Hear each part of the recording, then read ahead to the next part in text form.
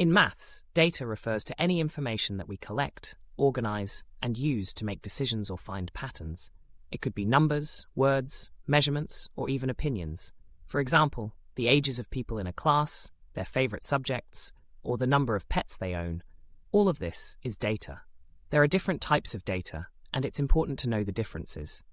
Primary data. This is data that you collect yourself. For example, if you conduct a survey asking your classmates their favorite sport, you're collecting primary data because it's first-hand information. Secondary data.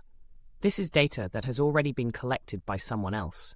For example, using information from a book, website, or government statistics would be secondary data. You didn't gather it yourself, but you can still use it. There are two main categories of data.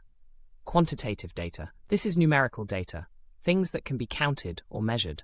Examples include the number of students in a class, the height of people, or how long it takes to finish a test. Quantitative data can be split into two types. Discrete data. This is data that can be recorded exactly. It includes things that can be counted, such as the number of books on a shelf or the number of people in a room. Discrete data can only take certain values, like whole numbers. Continuous data. This is data that can take any value in a range or interval.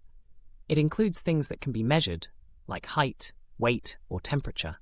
Continuous data can take values like 1.75 or 2.34, not just whole numbers. Qualitative data. This is descriptive data, things that are described with words, not numbers. For example, colors of cars, types of pets, or favorite TV shows are all examples of qualitative data. You can't measure them, but you can categorize them. When you collect a large amount of data, or your data is spread out over a wide range, it can be helpful to split it into classes to make it easier to understand. A class is a range of values, and each bit of data can fit into one of these ranges. For example, if you're looking at people's heights, you might group them into classes like 150 to 159 centimeters, 160 to 169 centimeters, 170 to 179 centimeters. It's important to make sure that your classes don't overlap. For example, if you had one class as 150 to 160 centimeters and another as 160 to 170 centimeters, what would you do with someone who's exactly 160 centimeters? To avoid confusion, classes should be clearly defined so that every bit of data fits into exactly one class. One downside to grouping data is that you lose some accuracy. When data is grouped into classes, you no longer know the exact values.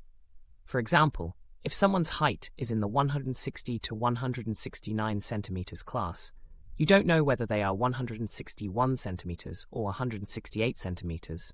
You only know they fall within that range. This means you're working with an estimate, not the precise data.